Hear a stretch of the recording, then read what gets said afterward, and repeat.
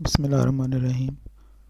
Next lecture हम लोग organometallic पढ़ रहे हैं। ऑर्गेनोमेटालिक में हमने कुछ प्रेपरेशंस पढ़ी थी लास्ट जो है वो लेक्चर में। अभी हम ऑर्गेनोमेटालिक के कुछ जर्नल रिएक्शंस जो हैं वो स्टडी करेंगे इस लेक्चर में। जैसे पहला रिएक्शन है कि रिएक्शन एज अ बेस, कि ऑर्गेनोमेटालिक रीजन स्ट्रॉन्ग बेस के तौर पर जो है वो एक्ट करता है और कोई भी ऐसा मॉलिक्यूल जिसमें एक्टिव प्रोटॉन हो वहाँ से वो प्रोटॉन जो है वो निकाल सकता है। जैसे फॉर एग्जांपल ये बेस के तौर पर एक्ट कर रहा है, मेटल है लिथियम, ये दोनों इलेक्ट्रॉन कार्बन के पास जाएंगे तो कार्बन नेगेटिव हो जाएगा। तो ये CH3 नेगेटिव यहाँ से ये प्रोटॉन निकाल रहा है वाटर से और OH बाहर। यहाँ पर अब ये जो वाटर है वो एज एन ये प्रोटॉन जो है वो एसिड के तौर पर काम कर रहा है। तो ये CH3 एक प्रोटॉन लेके CH4 बन जाएगा और लिथियम और ये OH जो है वो आपस में कंबाइन होकर लिथियम हाइड्रोक्साइड बना देंगे। इसी तरह से नेक्स्ट जो है वो एग्जांपल में चाहे ऑर्गेनोमेटालिक मैग्नीशियम बेस्ड हो या लिथियम बेस्ड हो, ये स्ट्रॉन्ग बेस होते हैं क्योंकि ये वाला जो 2 इलेक्ट्रॉन है वो कार्बन के पास आएंगे, इसी तरह से ये वाले 2 इलेक्ट्रॉन भी कार्बन के पास। अब यहाँ पर उसने अल्कोहल का मॉलिक्यूल यूज़ किया क्योंकि अल्कोहल का प्रोटॉन एसिडिक होता है। तो ये 2 इलेक्ट्रॉन बेंजीन रिंग के पास जब जाएंगे तो बेंजीन रिंग यहाँ से एक प्रोटॉन लेकर बेंजीन बना देगा और ये ऑक्सीजन नेगेटिव चार्ज और यहाँ पर मैग्नीशियम पॉजिटिव चार्ज होंगे तो ये आयनिक सॉल्ट जो है वो बनकर बाहर निकल जाएगा। इसी तरह से ये हमारे पास जो ईस्टर होता है, ईस्टर का भी ये वाला प्रोटॉन एसिडिक इन नेचर होता है। तो अंडर सिमिलर कंडीशन जैसे ये ऊपर वाला रिएक्शन किया है वैसे ही ये प्रोपेन प्रोड्यूस जो है वो करेगा। अब ये बीच में कुछ प्रॉब्लम्स आप लोगों को नज़र आ रहे हैं, ये इन्हीं से मिलते जुलते रिएक्शंस होते हैं। जैसे ये प्रॉब्लम 20.21 वो कह रहा है कि draw the product form when each organometallic reagent is treated with water. तो ये वाटर के साथ ऊपर रिएक्शन शो किया है, ये वाले जो रीजेंट है वो वाटर के साथ ट्रीट करवा कर आप लोगों ने प्रोडक्ट बनाने हैं। इसी तरह से ऑर्गेनोमेटालिक रीजन न्यूक्लियोफाइल के तौर पर भी एक्ट करते हैं कि अगर उसे कोई इलेक्ट्रोफिलिक कार्बन जो है वो मिले तो वो न्यूक्लियोफाइल के तौर पर भी एक्ट करती हैं। जैसे एल्डिहाइड कीटोन में ये वाली जो कार्बन है कीटो कार्बन, ये इलेक्ट्रोफिलिक इन नेचर होती है। तो R+M मीन ये ऑर्गेनोमेटालिक रीजन है। पहले स्टेप के अंदर यहाँ से R बॉन्ड यहाँ पर अटैक करके 2 इलेक्ट्रॉन आगे शिफ्ट करेगा और फिर ये ऑक्सीजन जो नेगेटिव होगा उसकी प्रोटोनेशन ये वाटर मॉलिक्यूल से करेंगे। ये जर्नल रिएक्शन शो किया गया, आगे एग्जांपल्स भी होंगी इसकी। तो एल्डिहाइड या कीटोन के स्ट्रक्चर के लिहाज से प्राइमरी सेकेंडरी और टर्शियरी अल्कोहल्स जो हैं वो ऑर्गेनोमेटालिक रीजन के साथ हम बना सकते हैं। ये जर्नल रिएक्शन है। इसी तरह से हम जो है वो अगर ये Z जो है क्लोरो ग्रुप हो या OR ग्रुप हो, मीन अगर क्लोरो ग्रुप है तो ये एसिड क्लोराइड बनेगा और अगर यहाँ OR ग्रुप लगाएंगे तो ये ईस्टर बनेगा।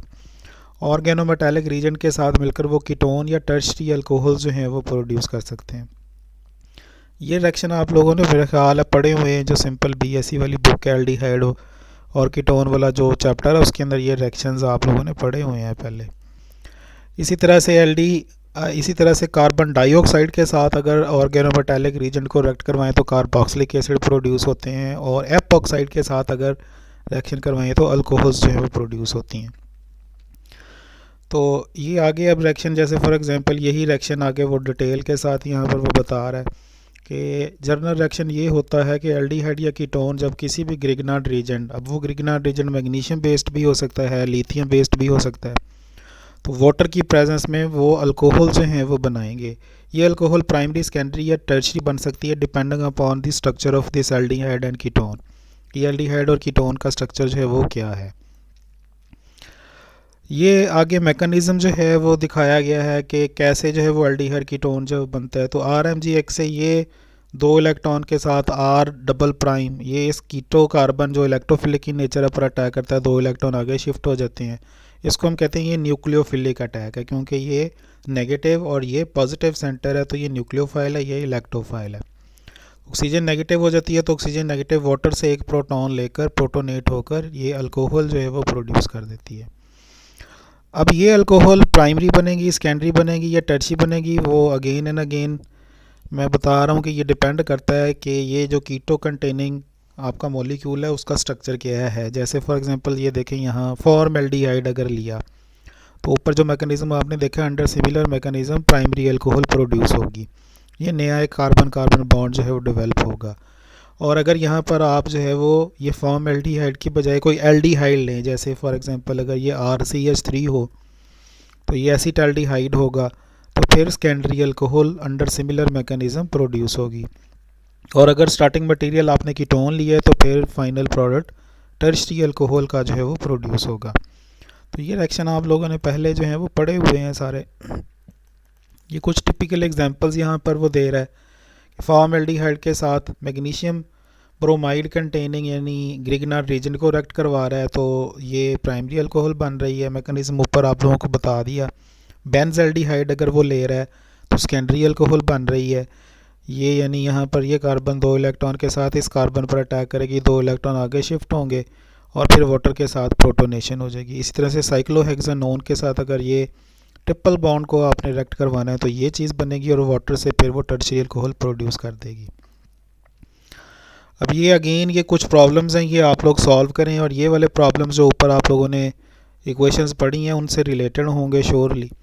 ये एक सिंथेसिस जो है वो इथाइनाइल एस्ट्राडाइयोल, ये स्टीरॉयड है, तो इसका स्टार्टिंग मटेरियल जो है वो ये है।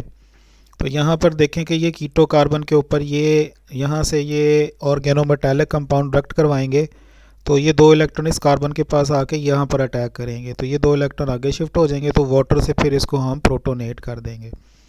और उसके बाद फिर ये देखें यहाँ OR ग्रुप लगा हुआ है और यहाँ OH है, तो 1 स्टेप का मतलब है कि कोई रीजेंट अप्लाई किया, उस रीजन ने ये RO को OH ग्रुप में जो है वो जस्ट चेंज किया, तो ये स्टीरॉयड का मॉलिक्यूल है ना। तो ये देखें अभी ये सिंथेसिस हम कर रहे हैं, अप्लाई कर रहे हैं ऑर्गेनोमेटालिक के रिएक्शंस का, जो organometallic as a nucleophile attack कर रहा है उसकी एक एप्लीकेशन है। इसी तरह से ये एक एप्लीकेशन नीचे भी है, ये इसको आप लोग पढ़िएगा। ये यहाँ लिखा हुआ है मेथोप्रीन जुविनाइल हार्मोन मिमिक, ये डिटेल यहाँ पर इसकी जो है वो दी हुई है। नॉर्मली ये जुविनाइल हार्मोन मिमिक ये इंसेक्ट पॉपुलेशन को कंट्रोल करने के लिए यूज़ होता है। उसकी टिपिकल एग्जांपल वो ये मेथोप्रीन जो है वो दे रहा है। मेथोप्रीन मार्केट के अंदर जो जिस ट्रेड नेम से ये सेल होता है वो आल्टोसिड, प्रीकर एंड डायाकॉन के नाम से जो है वो ये सेल होता है। तो ये जो जुविनाइल हार्मोन मिमिक है उसकी ये नीचे उसने जो है वो एक सिंथेसिस जो है वो दी है। इसको यूँ समझ लें कि ये ऑर्गेनोमेटालिक रिएक्शन की एप्लीकेशन भी है ना नेचर में। तो ये स्टार्टिंग मटेरियल है इसको बनाने के लिए। तो ये आप ग्रिग्नार्ड रीजेंट अप्लाई करें तो यहाँ से ये 2 इलेक्ट्रॉन कार्बन के पास जाएंगे, कीटो कार्बन पर अटैक करेगा, ऑक्सीजन आगे चली, ऑक्सीजन पर नेगेटिव चार्ज आ जाएगा। उसके बाद फिर वाटर से ये ऑक्सीजन जो है नेगेटिव यहाँ से एक प्रोटॉन लेकर OH ग्रुप बना देगी। उसके बाद ये K2CO3 ये बेस है, बेस का काम है प्रोटॉन निकालना। ये जो प्रोटॉन है ये प्रोटॉन यहाँ से जो है ना वो आप निकालें इस बेस के ज़रिए से, तो ऑक्सीजन दोबारा फिर नेगेटिव हो जाएगी। ये ऑक्सीजन नेगेटिव इस कार्बन पर अटैक करेगी जिसके साथ ये क्लोरो ग्रुप अटैच है। तो ये यहाँ पर यानी ऑक्सीजन नेगेटिव इस कार्बन पर जो पॉजिटिवली चार्ज अटैक करके क्लोरो ग्रुप को यहाँ से बाहर निकाल देगी। मीन ये इंट्रामॉलिक्यूलर SN2 रिएक्शन है। तो ये यहाँ पर एपॉक्साइड रिंग जो है वो प्रोड्यूस होगा।